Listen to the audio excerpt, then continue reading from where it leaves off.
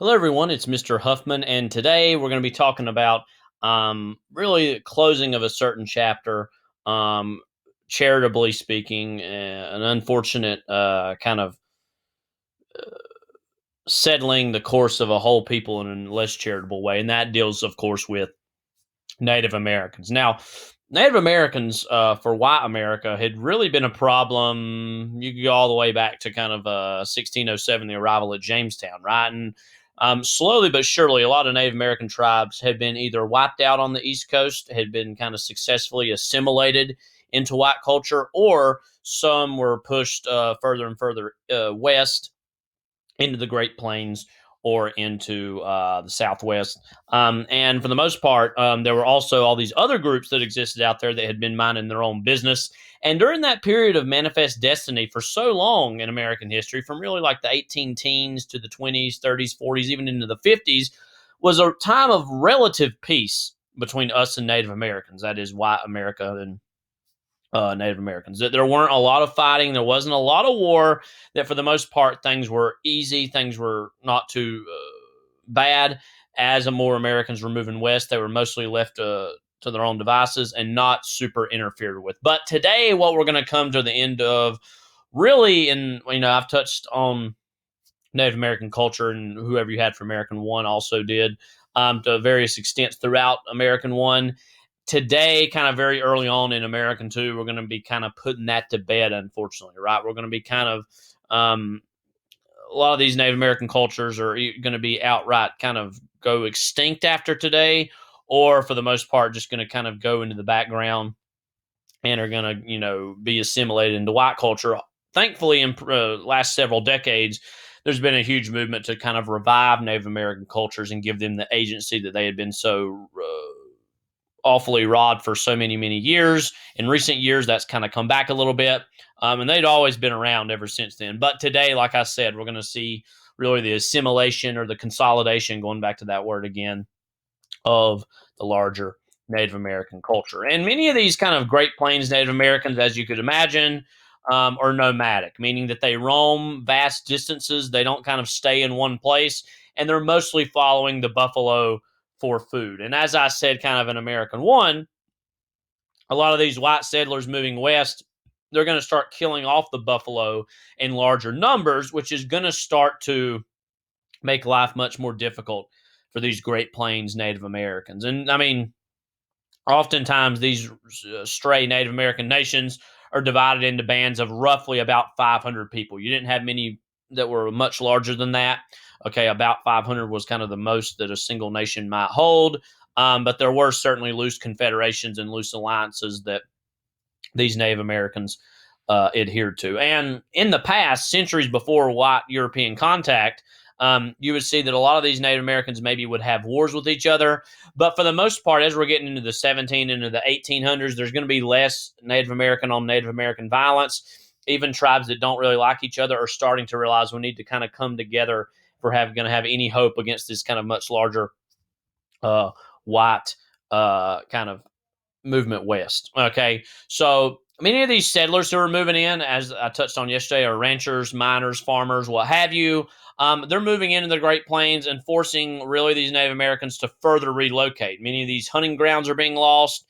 Land treaties that either the United States or individual states or groups had made with Native Americans is oftentimes being broken, which is certainly forcing Native Americans to try to figure out a new path forward. And oftentimes, these Native American tribes would try to resist wagon trains or stagecoaches, cattle drives, and ranches in these kind of changing times of the 1850s, 1860s. Some groups are going to go even further and actually try to declare war on nearby settlers. But for the most part, it was just kind of trying to discourage maybe a stray shot here or there, maybe hitting some stagecoaches or wagon trains with some arrows, but not trying to actively inflict harm necessarily on these white settlers, just trying to warn them, say, hey, you need to live here. This isn't your land. But some groups are going to further escalate that more than others. And in particular, the Dakota Sioux uprising in 1862, which is happening right in the heart of the Civil War, is going on at this exact same time, is really going to start to be the beginning of the end, unfortunately, for a lot of these Native American tribes. And in particular, the Dakota peoples, which are AKA known as the Sioux, launched a major uprising in Minnesota. Why? They had previously been guaranteed all these lands and all these annuities, which is another name for kind of annual government payments, meaning that they're getting paid basically an allowance, if you want to think of it that way, by the federal government to kind of stay quiet, stay in this one little place. Oftentimes is just not getting to them, right? Due to in part to government corruption. Now, it's not necessarily corruption taking place in Washington, D.C., more corruption of these kind of local or state officials. Okay, so that's really holding up a lot of this stuff getting to Native Americans, and certainly this is no priority in Washington, D.C. right now, right? In 1862 is going to be one of the bloodiest years of the Civil War. On the East Coast in D.C., they're much more consumed, Lincoln is, and the rest of his cabinet, with dealing with the whole issue of the Civil War. They're really turning a blind eye to any sort of Native American issues. That's not even in the top 10 most important things that the U.S. government would be dealing with at that time. And so as for these Native Americans, they have a reason to not, to protest these reservation lands. Many of them are living in desperate poverty, on the verge of starvation. And one trader, a white trader, it should be said, says something very callous and cruel here that really sums up what a lot of white America, what their ideas or aspects of their attitudes towards Native Americans were, when he said, if they are hungry, let them eat grass or their own dung. So this is, again, certainly not any kind of priority for white Americans to actually handle and take care of these Native American people. So hundreds of settlers are going to get caught in the crossfire of these Dakota peoples launching this major uprising in Minnesota. So they're not trying to actively kill civilians, but in their attacks, hundreds of settlers are going to be lost or killed in this crossfire. And upon the rebel suppression, they are going to be eventually put down. 307 Dakota people are going to be either sentenced to death or are going to be imprisoned for having some part in this uprising. And some are then going to just flee and leave before they're really caught or captured, or before they really have to give in to the U.S. government, and are going to exile themselves into the territory that is going to bear their names, the Dakotas. So that's where North and South Dakota eventually get their name from, as territories are the Dakota people. So this Dakota Sioux uprising, like I said, is an early conflict that takes place in the middle of the Civil War. Much of the country's not really paying attention to it because what's going on with the Civil War is much more immediately important to the vast majority of Americans. However, this Dakota Sioux uprising is going to be an example of Native Americans starting to tangle directly with settlers and or the federal government itself. Okay, and another conflict called Red Cloud's War is also going to rear its ugly head. And the Lakota people are yet another Sioux tribe. So there's the Dakota and the Lakota, both tribes, smaller tribes within the larger Sioux kind of family of tribes, so to speak, are going to work really hard to try to preserve their sizable hunting grounds, right? So that basically stretches from the Black Hills to the Bighorn Mountains, which also actually, and this is really what's the heart of a lot of this stuff, is the site of some of Montana's gold mines. And so Native Americans don't really have any use for gold. They really care more about following the buffalo and kind of hunting and gathering in traditional ways. Meanwhile, though, a lot of these white settlers realize, hey, wait a minute, a lot of these hunting grounds of these Lakota are over Montana's gold mines. We want to get them out of there so we can get into the ground and make a fortune off these gold mines. And so that's going to really spark this next conflict. And so in December of 1866, Crazy Horse, who you may have heard of before, he's kind of a famous religious leader and war chief of these Lakota peoples, is actually going to trick the area's fort commanders to leave about only 80 soldiers to pursue what they thought was a relatively small raiding party. But actually about several hundreds of Lakota warriors are waiting there and are going to actually wipe out William Fetterman's entire unit. It's going to be known as Fetterman's Massacre, and the army is going to end up kind of cutting and running temporarily and abandoning these trail posts in 1868. Okay, so this is an example of Crazy Horse and the Lakota kind of outsmarting the U.S. Army in this instance and kind of actually forcing them to leave the area temporarily. Okay. Also in the 1860s, Sand Creek, this is in Colorado, further west, further south as well, And this is going to be a conflict between Colorado miners and the Cheyenne and the Arapaho tribes over the regions, you guessed it, silver and gold. Again, Colorado is incredibly mineral rich, a lot of silver and gold there. And so these Cheyenne and the Arapaho nations that live there certainly aren't going to just give over all this land to these Colorado miners who are wanting to, pull all that gold and all that silver out of the ground. And so in November of 1864, Chief Blackkettle and several other 100 Cheyenne are trying to negotiate a peace at Fort Lyon, are actually going to be attacked by Colorado militias and U.S. soldiers. So this is a combination of the official U.S. Army and some just smaller white Colorado militias that are going to fight against the Cheyenne here and Chief Blackkettle. Only 14 Americans are going to die in this, and this seems like a crazy disparity here, and I'll explain why that is in a moment. The Native American losses range somewhere between about 69 Native Americans and possibly 600 being the highest end. And they're not taking kind of extra care of counting off every single one of these Native Americans that are killed.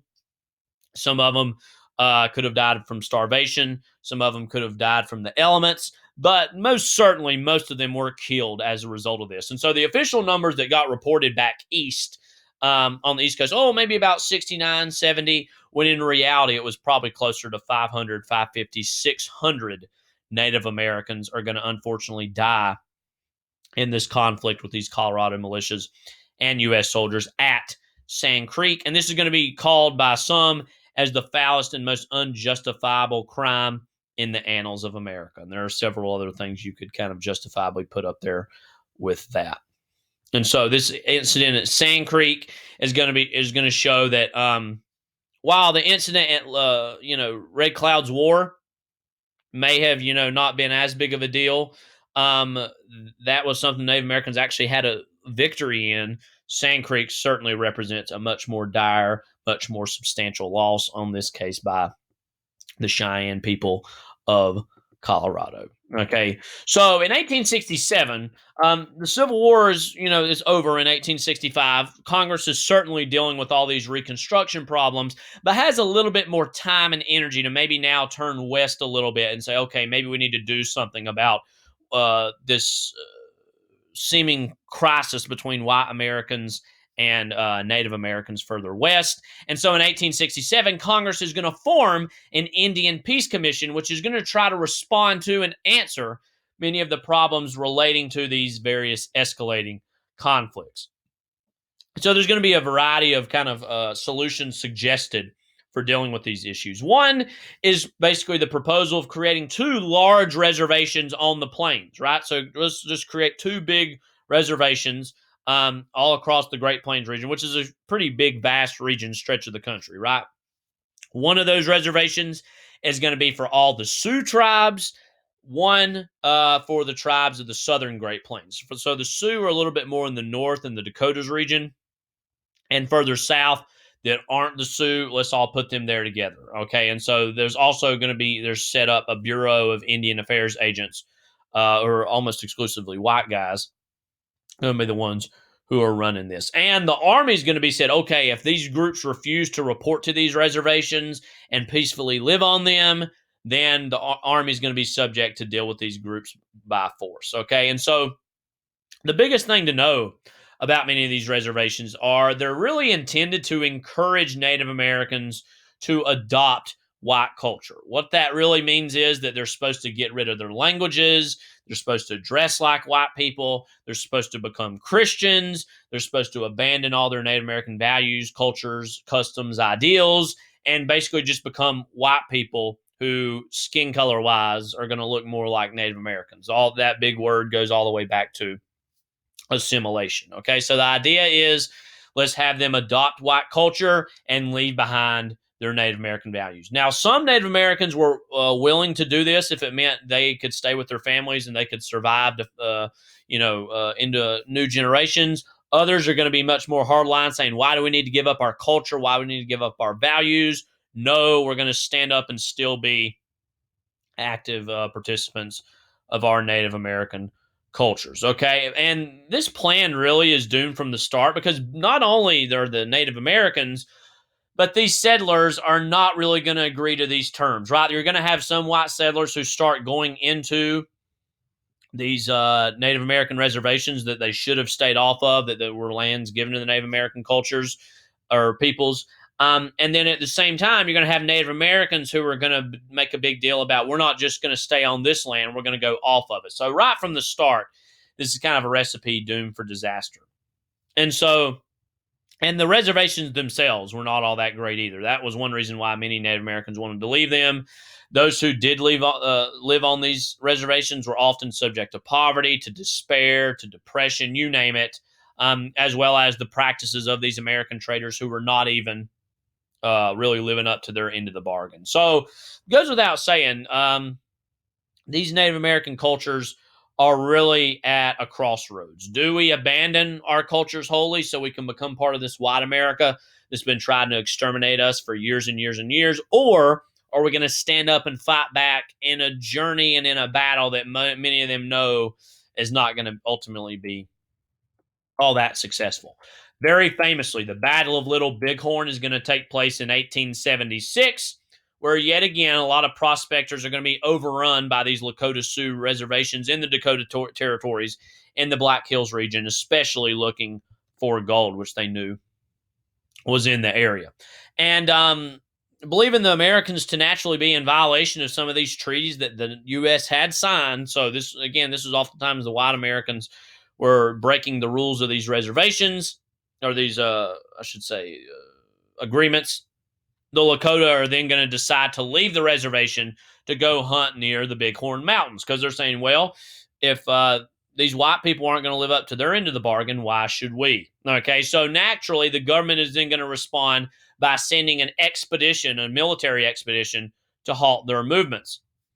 And the guy who comes to try to handle this situation is one Lieutenant Colonel George A. Custer, part of the 7th Cavalry. He's going to be marched in to attack the Lakota and Cheyenne tribes, which certainly grossly underestimate their abilities. Okay, and so Custer is going to launch a 3-pronged attack in broad daylight on one of the larger Native American forces ever assembled on the Great Plains. And so, again, a lot of these tribes that didn't necessarily always get along, didn't always kind of agree, are going to kind of all come together to fight against Custer. And so Custer is going to be killed, and all but one of his men are going to be killed. And so this is going to be, you've heard of Custer's Last Stand or the Battle of Little Bighorn. This is what this is, where Custer and all but one of his men are going to be killed in this battle. Newspaper accounts further back east are going to start to portray Custer. He's the victim of a massacre. The Native American peoples came in and just massacred, slaughtered all of these men. But massacres are more in line with talking about certainly people who are unarmed, who are not really aware of what's going on. This certainly was not the case for Custer and his cavalry unit.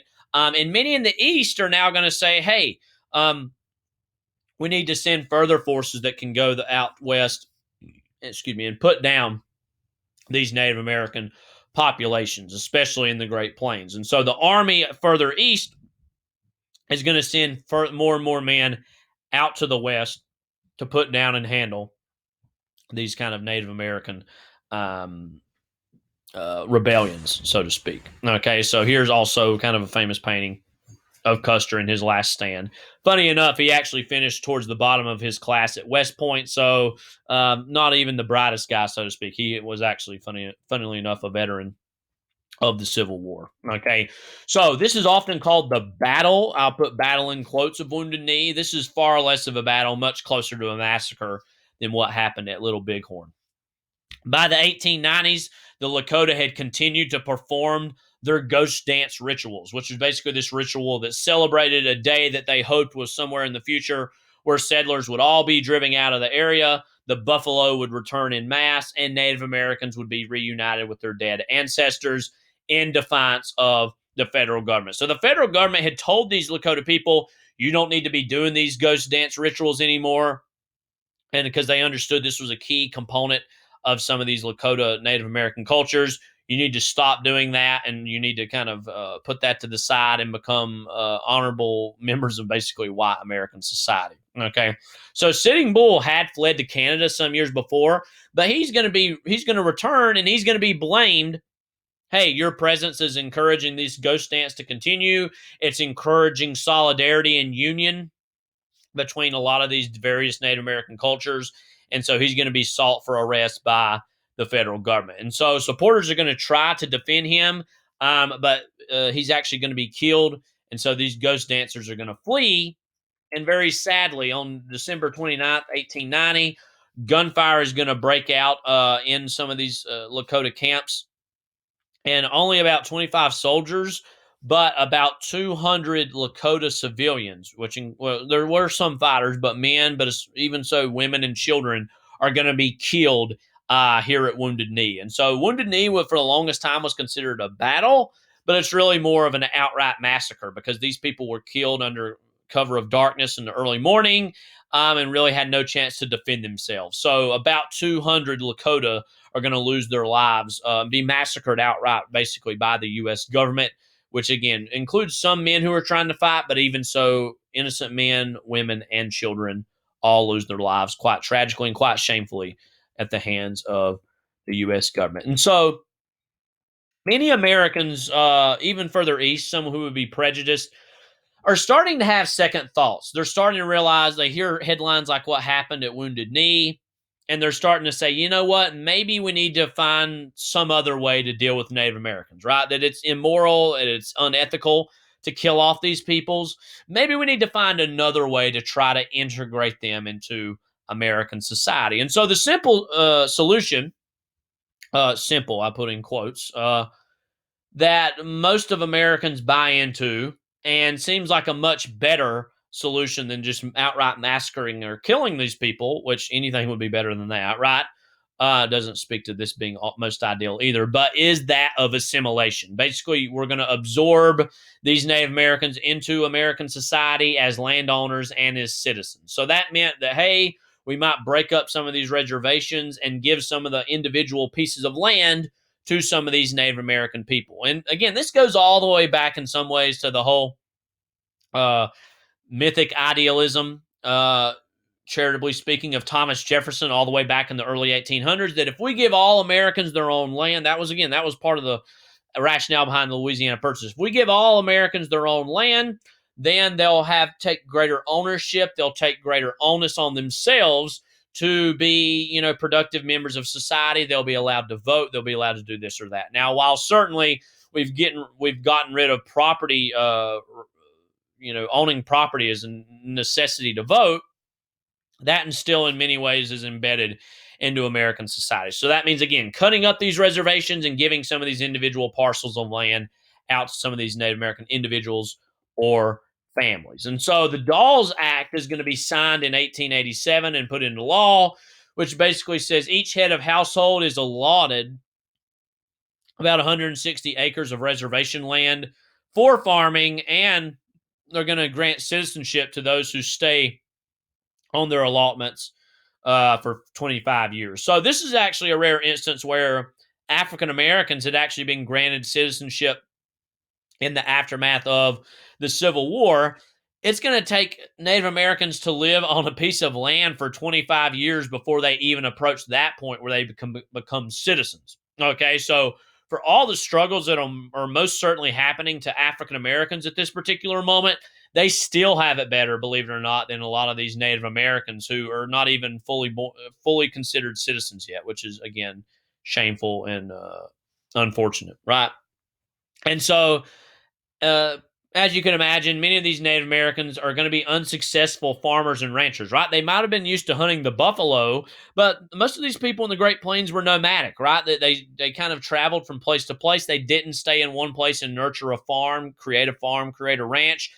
And so many of them don't have the training or certainly the enthusiasm to pursue this lifestyle as a long-term goal. Okay, so a lot of Native Americans, as a result, are going to fall through the cracks and are going to remain in poverty, and in some cases try to go off and create new lives for themselves to try to rekindle the glories of their Native American past. And so these allotments are frankly too strong to be profitable, and many are going to have to grow accustomed to the reservation lifestyle. So The hope of and the goal of elimination was that it would get rid of the needs for these reservations. But again, Native Americans, they said, as tough as it is on the reservation, it's easier to stay there and have our needs taken care of than to go out and basically create whole new lives for ourselves as farmers. So I'm going to touch on Native Americans over the course of the rest of this course here and there in very small doses. But unfortunately, really here at the end of the 19th century, this is the end of us talking about Native Americans in a larger way. Many, for the vast majority, many are just going to shrug and say, listen, it's easier to assimilate, act like a white person, talk like a white person, dress like a white person, than it is to pursue an authentically Native American lifestyle, whatever that tribe or nation is. So, unfortunately, this in many ways is the end of our journey with Native Americans. And you don't have to look too far or too hard to see the many ways in which us as the United States has really dropped the ball and let down these Native Americans as our fellow brothers and sisters trying to pursue the great American dream. So that's going to be it for today. This is Mr. Huffman signing off. As always, if you have any questions, please reach out to me. I'll be happy to help you or answer those for you. Take care.